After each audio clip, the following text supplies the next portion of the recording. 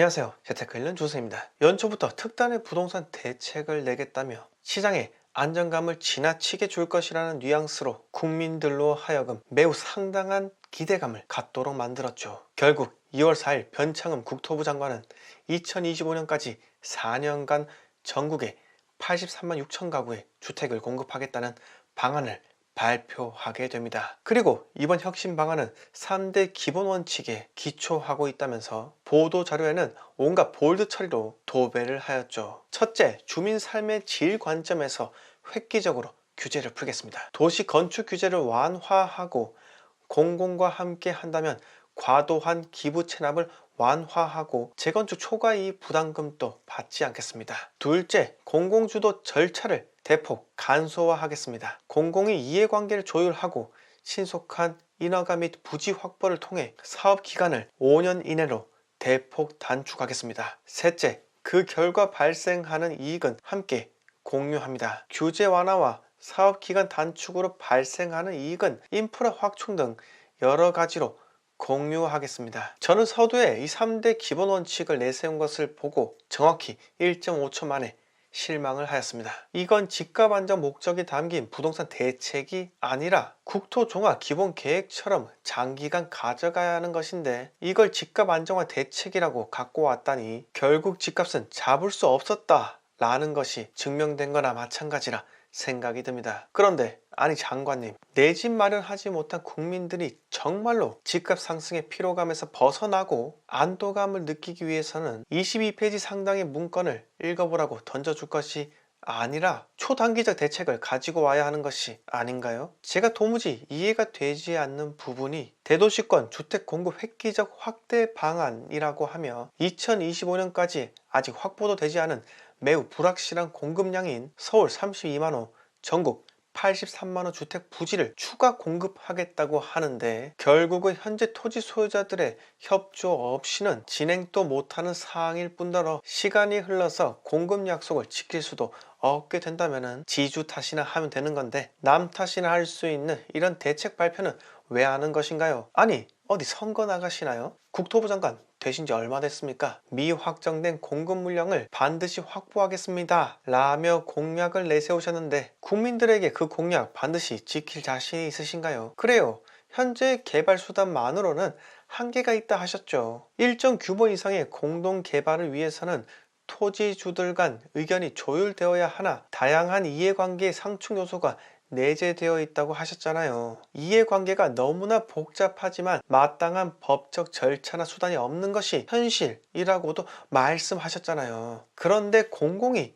다양한 이해관계를 책임지고 조율할 수 있다고요? 아니 그게 그렇게 쉬웠으면은 지금까지 역대 국토부 장관들이 안 하고 뭐 했습니까? 결국은 사유재산을 침해할 우려가 너무나 크니 못했던 거 아닌가요? 지주에게 생각했던 수준보다 한 단계 높은 수준의 수익을 보장하고 사업이 끝날 때까지 인허가 개발 비용, 주택 경기 변동 등 모든 리스크를 공공에서 부담한다고요? 공공에서 부담하는 비용 세금이 아닌가요? 아니 지방에 사는 저는 서울에 1년에 몇 번 가지도 않는데 서울 개발하라고 제가 이때까지 세금 낸 것이 아니지 않나요? 또 개발 비용 부담 능력이 없는 토지주에게 분담금 없는 주택, 상인에게는 새 건물로 재정착의 기회, 다가구 주택, 월세 수입에 의존하고 있는 어르신에게는 매월 배당받을 수 있는 리츠, 주식이라고요. 아니 상인들의 권리금을 다 보상해주고 그들의 상가를 이전시킬 자신이 있으신가요? 뭐 또 우리 세금으로 보상해주면 된다 이런 말 또 한번 해보시죠. 그리고 어르신들에게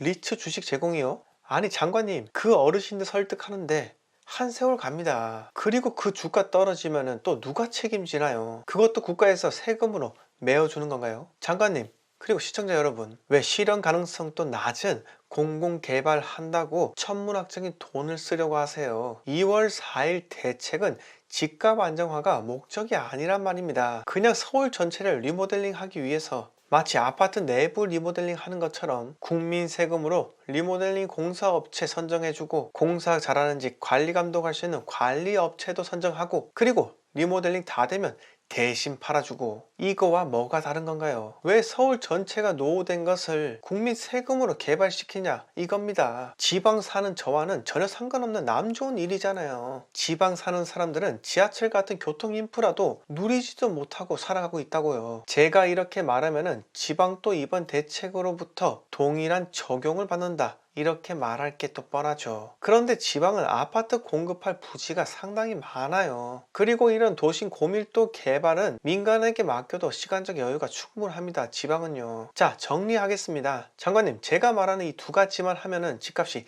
단기간 안정화됩니다. 첫째, 양도소득세 완화하세요. 양도세 중과 시행 유예가 아니라 그냥 파격적으로 낮추라는 말이에요. 현재 매매가 9억 이상부터는 비과세가 되지 않잖아요. 그럼 12억까지는 비과세 시켜준다고 하세요. 그럼 매물 쏟아져 나올 수밖에 없고요. 거래가 증가하면 집값은 하락할 수밖에 없게 됩니다. 그리고 향후 2년간 상당히 낮은 수준의 양도세를 부과하면서 다주택자가 정리할 시간을 충분히 주세요. 그런 매물 또 쏟아져 나오게 되어 있습니다. 둘째, 계약 갱신 청구권 폐지하세요. 2+2 때문에 전세금 대폭 올라갔어요. 이건 장관님도 아시는 사실이지 않습니까? 부인할 수 없는 사실입니다. 세입자 주거 안정화를 실행해야 한다는 점은 국민들 모두가 공감하기 때문에 이미 2년을 거주한 세입자가 희망시 추가로 2년, 3년, 4년을 거주할 수 있도록 배려하는 소유자에게는 파격적으로 양도세, 비과세 또는 종부세 면제를 해주는 겁니다. 그럼 다주택자들이 어떻게 하겠습니까? 세입자 전세금을 올려받지 않을 것이고, 그리고 세입자가 나간다고 한다면 그때 매물을 내놓게 되니 시장에 다주택 매물들이 순환적으로 공급되며 가격은 안정화될 수밖에 없다는 거죠. 자꾸 정부는 집값을 안정시킬 수 있는 정답이 바로 근처에 있는데도 불구하고 마치 다주택자가 돈을 벌 수 없는 구조로 만들기 위해서 모두가 못 사는 나라, 중산층이 없는 나라, 본인들의 정치적 노선과 다르다는 이유 하나로 이런 알맹이 없는 정책이나 발표하는 것입니다. 수십만 채 공급하겠다는 2025년에는 어떻게 될지 아무도 모르는 겁니다. 서울과 수도권에 61.6만 호를 공급하겠다고요? 이 중 서울은 32만 호고요. 공공정비사업으로 9.6만 호를 창출하겠다고 하시는데 각각의 조합과 의사타진도 하지 않은 추정치가 아닌가요? 여기에 적혀 있네요.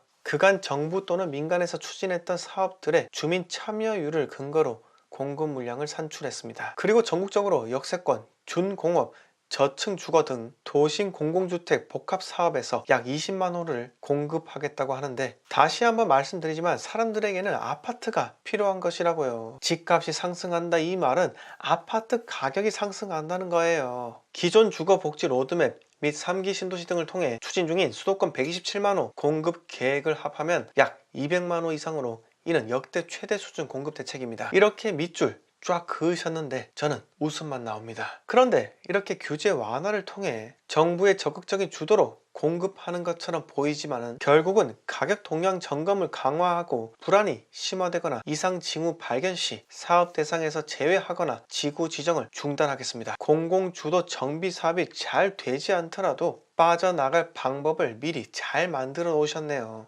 여러분, 정부에서 말한 대로 공공주도 정비 사업이 진행되면 2월 4일 이후 잘 모르는 사람이 진짜 실수요로 빌라나 오래된 구축을 사실 수도 있는데, 해당 지역 또는 아파트 단지에서 공공주도 정비사업에 참여 신청을 하게 된다면 그냥 현금 청산 당할 수도 있습니다. 완전 낭패가 될 수 있죠. 마지막으로 여러분, 아파트 공급 없이는 집값 안정화를 이끌어낼 수도 없습니다. 지금 부동산 시장 상황이 계속해서 불안하고 급변하고 있는데 될지도 안 될지도 모르는 2025 비전이나 제시하다니, 이게 무슨 특단의 대책인가요? 그런 거는 대학 교수들이 주최하는 도심 설계 학회에서나 발표할 내용이죠. 국민들 상대로 실험하지 말라는 거예요. 양도세 완화해서 시장에 거래량만 이끌어내면 자연스럽게 집값은 하락하게 되어 있다는 겁니다. 예, 그렇게 만들어진 게 바로 부동산 시장이라고요. 아직도 모르겠어요? 오늘 이야기는 이만 마치겠습니다. 이사 부동산 대책에 불만이신 분들 구독과 좋아요 부탁드립니다.